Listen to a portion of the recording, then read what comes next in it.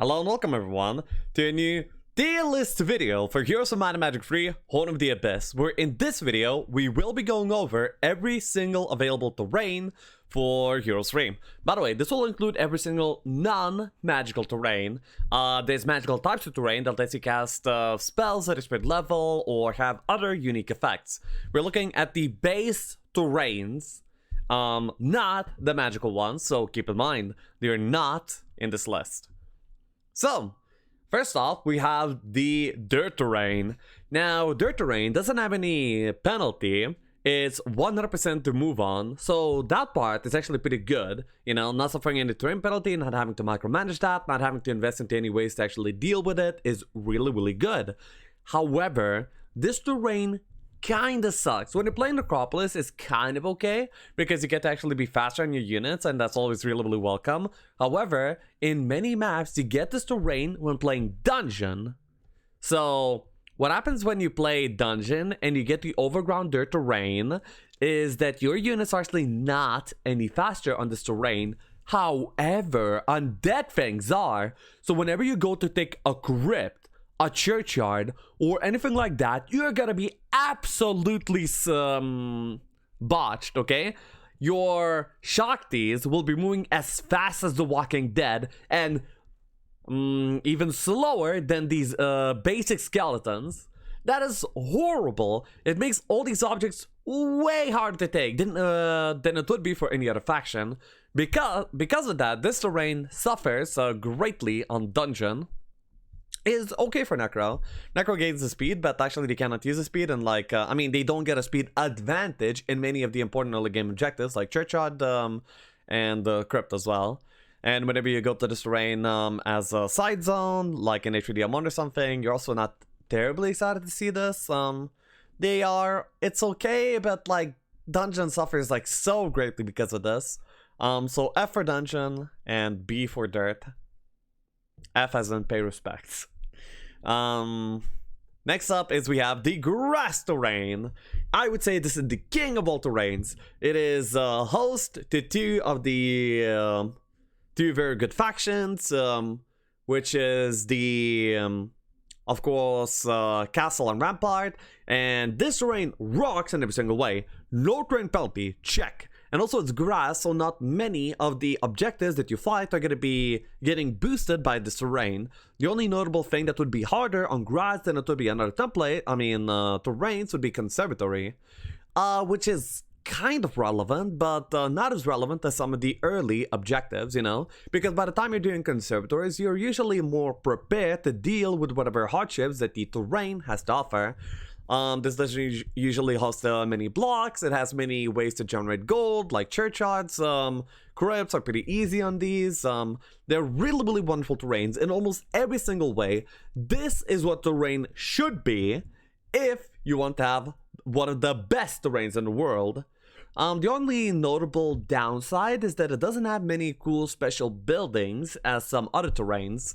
It is very generic. It does not provide almost anything special. The most special thing that you have here is like the mystical gardens, and you get like a bunch of them, so you can build like a really good amount of gems, but then again, that's not too important, so it's kind of whatever. So with that in mind, still, I would say that the grass terrain is S tier. So good, so consistently good, and that is really important. Next up is we have the Highlands. Highlands is the native terrain to Conflux. Added in Horn of the Abyss to make a separation for, you know, so grass is not on 3 factions, instead now it's on 2. And that's a really amazing terrain. First of all, I would like to mention the thematics. Horn of the Abyss did a really good job in making this terrain be very thematically pleasing and fitting for the conflict zone. Like, I look at a conflict zone in their Highlands terrain, and I can't imagine what they would look like on grass. It wouldn't fit at all anymore in my mind.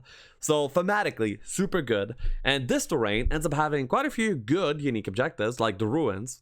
Ruins is like a crypt, but a little bit different. You can farm it for some early game gold and vision. That's really cool. So you can plan out your turns better by farming ruins into ruins. You can scout out your map faster. It's really powerful, really good. They also have hermit shacks for better hero building. They have gazebos. That's also like a pretty strong way to build heroes. They have that 600 movement point building in their biomes, which makes navigating it like way better. So doesn't have some of the advantage that the grass has. Well, no, they actually have most of the advantages that the grass has, but also has some very cool special buildings that make them very top tier. The only downside is that you don't have crests, but they're replaced by ruins, which in many cases could even be better. I would actually put Highlands better than grass because it has more utility in terms of hero building, in terms of their objectives. Next up is we have the Inferno. Inferno, once again, is pretty good in the sense that you don't suffer any terrain penalty on this terrain ever whatsoever. So that part is nice. It's good. But they generate awful compared to others. You have these like lava lakes dragging out and blocking parts of your map. And, you know, it could be like my bias, but I feel like it's a little bit more than the other factions, you know. Everybody has terrain. But those lava lakes, the way they end up being shaped and block you off from like sections of the map is like pretty horrible. Also, they don't have many good ways to generate gold. They don't have crypts. You know, they have crypts removed in the terrain, like in Highlands. But they have nothing replacing them. What? You're gonna remove one of the most important early game objects and not replace it with anything else? Damn. The good part is that they usually have a lot of gold because when you trade for them in online matches, you end up getting paid in order to play Inferno, usually. So gold doesn't end up being that much of a nuisance, but that's external from the actual terrain. I would say they are also B tier alongside the dirt. There we go. Next up is we have the rough terrain. The rough terrain has our first terrain penalty. You pay 125% moves when you have any not native to stronghold unit on your army. Now, 125 actually doesn't feel too bad. You can move around while ignoring the terrain penalty, and you're not going to be that bad off. But, you know, if you, like, completely ignore it, even on your main, then it's going to, like, add up quite a bit. So you have to pay some respect to it, but it's not that big of a nuisance, really. You can deal with it. And also, this terrain has quite a few benefits. For one, there's skeletons and wagons. And those are really, really, really good. They end up giving you a bunch of early game artifacts that will get you way stronger, way faster than the other factions usually would. It also suffers as an extra penalty for movement, kind of, because, you know, you end up using a lot of moves for the sake of checking them. But then again, you're doing that on heroes that are not your main hero that you care, you know, whose move points you care about. So yeah, it ends up being like a nice extra bonus, a very unique bonus. You know, you pillage corpses and wagons and you get like a bunch of stuff. It's pretty cool. I usually like playing in this terrain. It's pretty intuitive. It's not too much of a penalty. You gain some unique boosts. I would say it is solid A tier. Hell yeah. Next up is we have the desert terrain. Ooh. Thematically, it's like pretty cool. You get to play in the desert and the... They have no native units, so there's only a few ways to deal with the terrain penalty. You can't really easily play around it. If you end up finding a nomad stand, then you are able to buy one nomad, and if you have at least one nomad in the army, you get to entirely avoid the terrain penalty of the desert. You have the Sandwalker ability, that's what makes it so. And that's pretty cool. But then again, you don't usually find nomads, and also... the terrain penalty when you don't have them is really rough. 150% penalty. Now this penalty you can really feel, and you know, unlike the other terrains, you can't really handle it by just having a side hero next to your main hero. So pretty hard to deal with. Doesn't really have any upsides. This is usually just a way to slow down the player and make the game quite a bit harder. Doesn't offer much of anything too unique apart from the nomads, but those don't bring it up enough. So D tier. Next up is we have the snow. Snow is another terrain penalty with 150% Yeah, this is a 150% penalty to rain, and they're bad in multiple ways. First off is they don't have many good native creatures to the faction. Of course, all the tower creatures are native to it and nothing else. So when you're farming creature banks, giants are the best ones to go for. But then again, experimental shops are one of the least favorite creature banks, so that doesn't really sell it. And also the terrain penalty is like hard to handle, it's really heavy. And also, the worst part of the tower terrain, okay? I'm gonna tell you how it is. Whenever you open up a game as tower, you know what you get? You get flashbanged. Your screen shines absolute white, and there's a lot of light. It goes to your eyes, and you're like blind. It's like, damn. And that's the worst part of this terrain, okay? Flashbanging terrain. No, you don't deserve anything. I really hate playing tower just because of that fact alone. And I cannot be bothered changing my monitor or game settings in order to play this faction. I mean, sometimes I still do, but damn, is that a big downside. And yes, it's gotta be included in my very biased list, of course. So, next up is we have the Subterranean.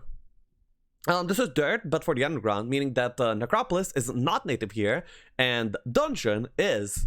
You don't very usually see this because many maps are played without underground. But when you do have underground and you are playing Dungeon, then you're pretty happy. But then again, when you're playing Necropolis, you're really sad to see this. Your already slow creatures don't actually get any extra speed whatsoever. So, you know, good parts, you don't suffer any terrain penalty, and Dungeon kind of strives in it. The bad parts is that the Necropolis kind of gets cucked. It very usually spawns here in underground maps, and you know, they're kind of sad when they do, and they're pretty spoiled, so it's kind of hard to handle.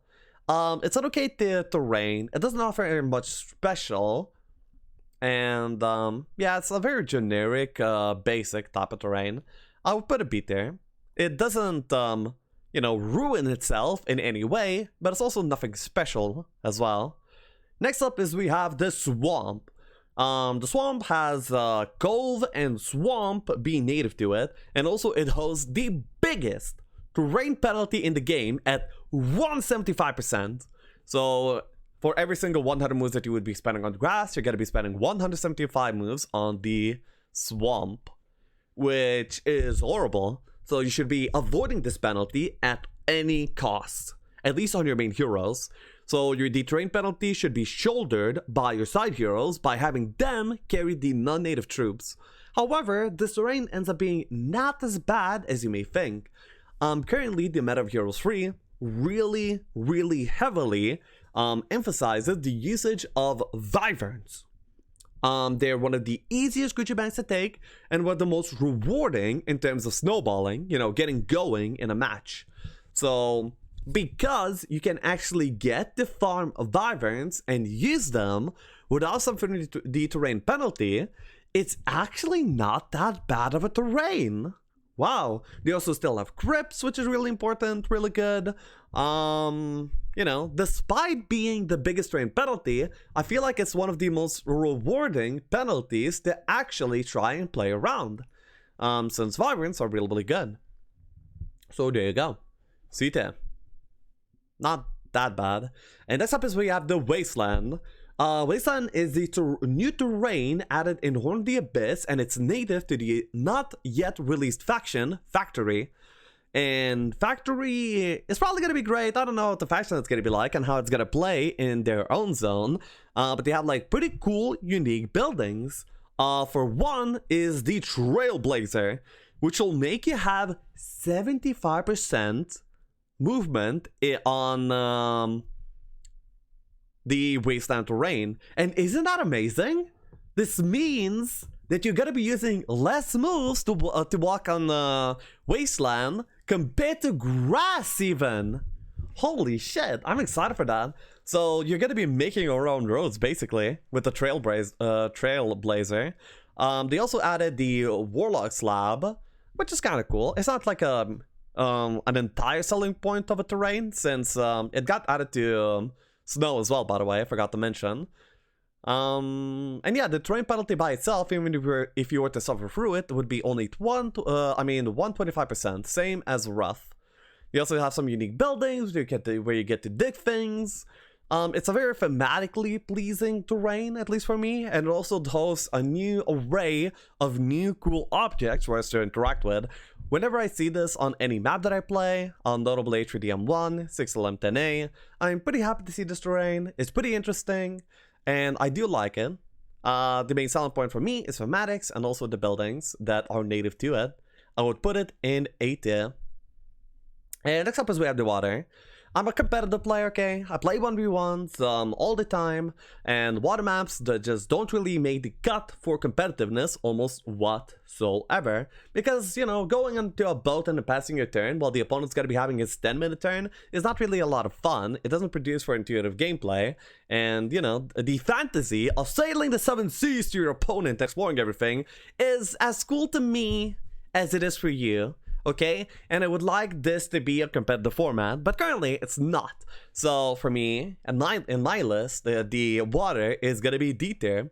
It's pretty hard to navigate, it's not rewarding to navigate, it's not actually viable, and yeah, whenever you have, you can avoid water, you should do so. Walk on your roads, dimension door across, do whatever it takes to never step into water, despite the cool thematics of it. So there we go. That is my list for terrains on Heroes of Might and Magic 3 Horn the Abyss. I think that most of this list is actually pretty obvious. There's gonna be like some different opinions. Some people will prefer Stronghold way more, some way less, because, you know, some people get boots of speed every single day 1 from their skeletons, and some people get like a cart of war after visiting 50 skeletons. So yeah. People will treat it very differently. And don't forget, this is my list. Your list is probably going to be different based on what you play, and so on. So, hope you guys enjoyed. And I'll be seeing you guys in the next video. Bye-bye. Till next. Check out my Twitch, by the way. I stream basically every single day.